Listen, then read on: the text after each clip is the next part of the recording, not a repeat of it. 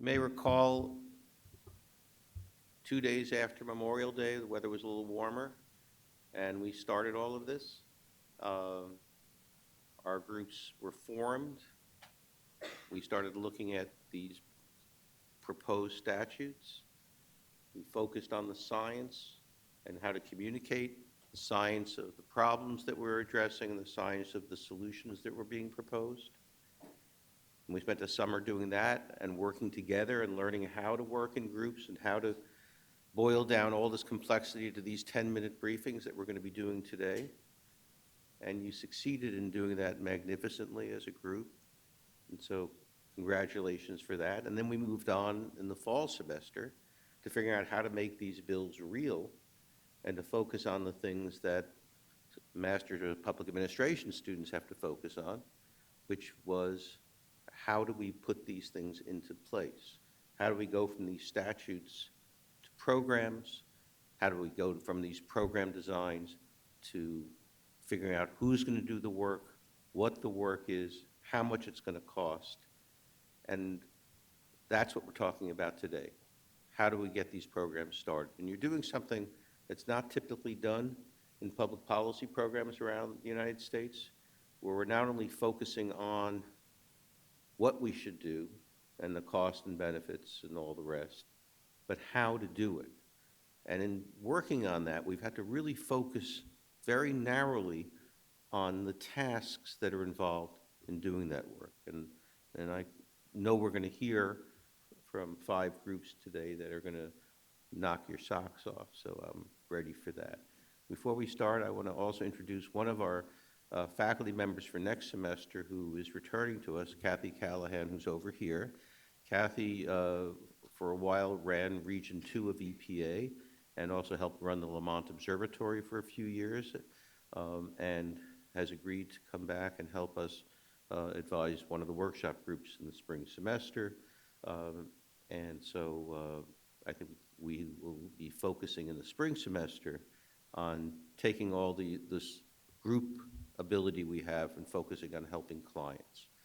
So without any more introduction, let's bring on the first group, Mina, to talk about the Energy Resilient Communities Act. Amazing, thank you.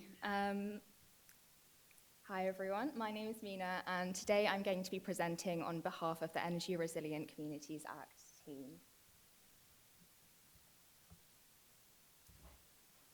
First, I'll set the foundation by discussing the problems in our current energy system in the US and consider if the Energy Resilient Communities Act can solve some of them. I'll take you through our proposed program design, a detailed view of the first year goals, and finally, we'll talk about how we'll measure success. Let's start by setting the scene. There isn't always consensus on the causes of extreme weather, but there are clear facts on the outcomes. In 2022 alone, the US witnessed more climate disasters than ever before. Over 800 people died as a result of these disasters. Our economy felt the burden of over $160 billion worth in damages. And our energy system can't keep up, with over 70% more power outages in 2022 than in 2019. In order to understand why we're experiencing so many more outages, we need to zoom into our current energy system. So firstly, most of our current grid was built in the 90s, when the population was much smaller and there were far fewer extreme weather events, meaning that there was less of a strain on the grid. In most cases, energy is generated very far away from where it's used. As you can see on the map, there are 3 sections to the grid in the US, meaning that energy is lost over long distances due to line congestion and resistive heating. And although everyone feels the impact of this outdated infrastructure, it's environmental justice communities that face the brunt of the inefficiencies. These groups are defined as low-income groups and people of color who are most susceptible to climate change. And these are the groups that spend the highest proportion of their income on energy bills. It's going to take years to update the whole of the energy infrastructure, and in the meantime, we'll lose countless valuable lives. An innovative solution to blackouts, particularly in vulnerable communities, is that of clean energy microgrids. A microgrid is the first step to us reaching a smart grid. It's a self-sufficient energy system capable of generating, storing, and distributing electricity. Unlike, as Professor Cohen might say, the stupid grid, which wastes huge amounts of energy. The fact that microgrids can be both connected to the main grid and work independently from it means that it provides both flexibility and reliability. The Energy Resilient Communities Act provides funding to make this solution a reality. It aims to empower vulnerable communities with $1.55 billion in annual grants to set up community-owned microgrids. It will include an educational outreach program and, in the process, create green jobs stimulating local economies. The bill aims to address 4 key problems shown below. Firstly, we want to increase communities' energy resilience in the face of natural disasters, so that's reducing the amount of blackout times communities face. Secondly, we want to increase community security, including the amount of money individuals pay for their energy bills. Thirdly, we want to encourage energy democracy by increasing community ownership and decision-making power over their energy infrastructure. And finally, the bill aims to reduce GHG emissions by using clean energy solutions. So before we move on to our program design, let's take a look at this idea in action. Blue Lake Rancheria is a federally designated tribal government and Native American community located in the extremely disaster-prone region of California. They've built a renewable energy microgrid that has achieved all the goals that we saw in the previous slide. They've reduced annual GHG emissions by 200 tons, which is the same as powering 35 homes for a whole year.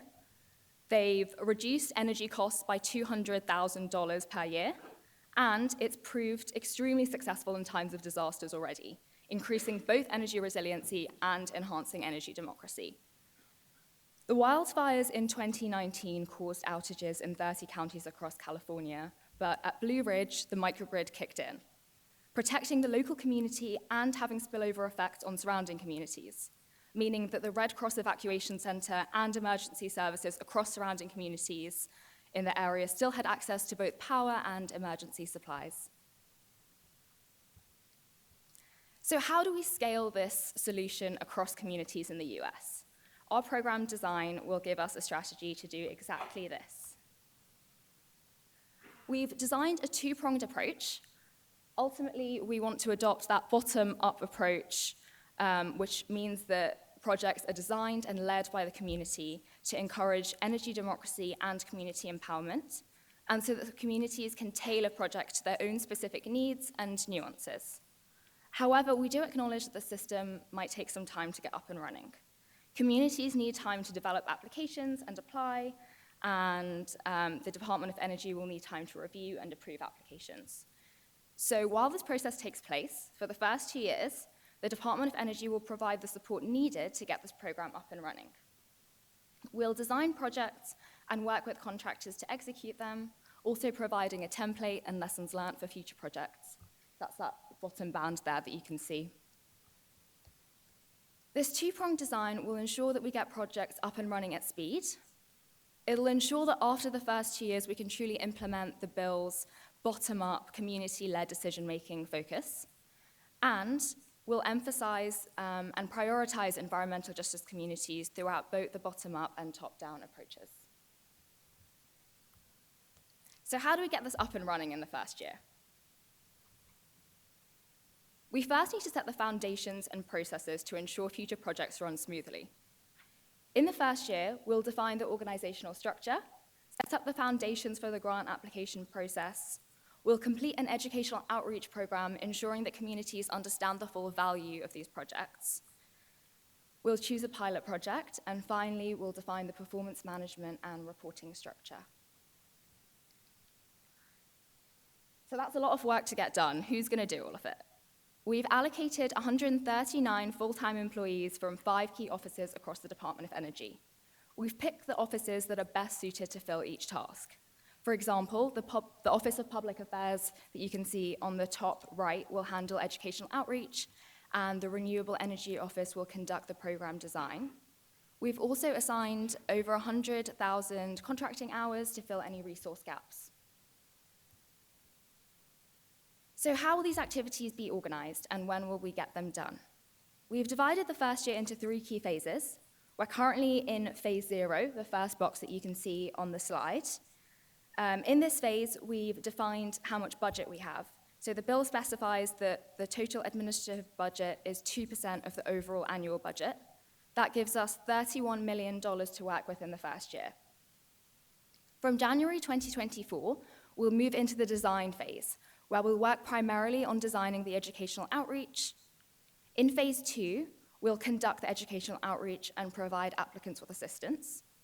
And by the end of the year, we'll move into phase 3, where the Office of Clean Energy Demonstrations will review and shortlist the first round of applications. Now that we've explored the details of our program design, let's shift our focus to how we'll gauge its effectiveness. We'll measure success across 3 buckets. In the first year, our metrics will measure the processes that we've set up in the first year. So that will include things like the number of projects approved, the number of projects approved in EJ communities, and the amount of funding that's allocated to each project. Once our projects are up and running, we'll measure their direct outputs, which includes stuff like the reduction of energy prices, an increase in clean energy generation, and the number of microgrids that we've constructed. And finally, once each project is up and running for at least a year, we can measure its outcomes or the knock-on effects that it has to the wider community. That's stuff like the reduced number of blackouts, the reduced greenhouse gas emissions, and any outage-related deaths, injuries, and economic losses like we saw in the first example. So I've thrown a lot of information at you today, but I want you to take 3 key things away. Firstly, our outdated energy infrastructure can't accommodate our needs, and the Energy Resilient Communities Act can provide a reliable solution while we wait for the wider infrastructure to improve. In the first 2 years of the project, we require a flexible program design with the Department of Energy playing a more hands-on role.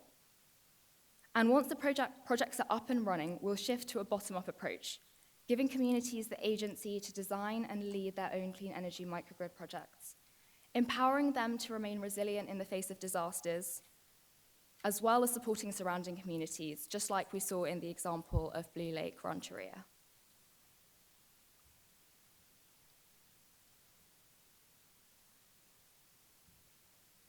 I'd like to end by acknowledging the whole team for all their amazing work over the last 2 semesters. Professor Dr. Cohen for his support as our faculty advisor, Ariane and Vincent as our managers and deputy managers, and the whole of the rest of the team. Thank you so much for listening. Are there any questions?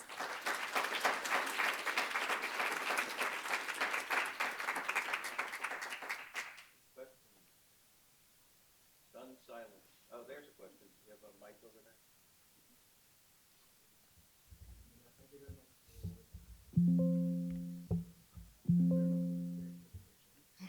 I just wanted to ask you, what do you anticipate to be the the biggest challenge of implementing this bill?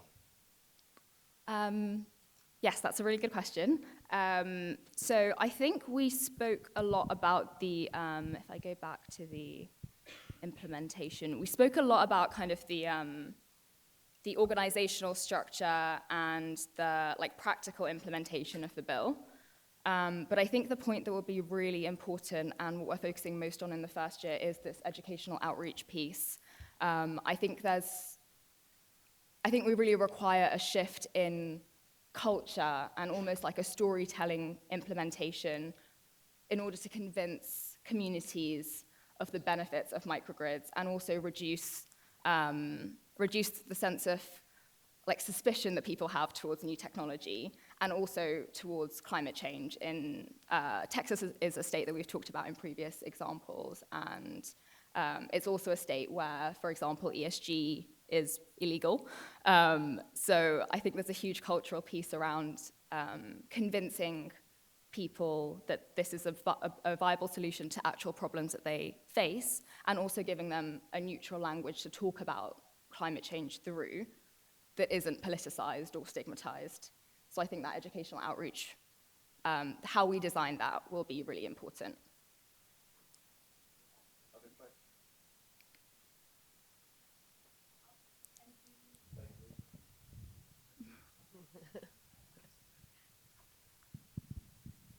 And do you expect that the microgrids will be more resistant to the weather perturbations that we're having while you're waiting for a better infrastructure? Yes, definitely. So the benefit of a microgrid is that it can both connect to the main grid and disconnect from it. So when the problems with the main grid are that it's so large and connected to that whole, like the whole of the east of the US. So if there's one flaw in it, then it kind of shuts off the electricity for everybody in that area, whereas the microgrid can then kick in, turn on, and any energy that it's stored in it already can be used in that time, and it can disconnect from the main grid in the meantime, making sure that the energy stays on, basically, when the main grid fails.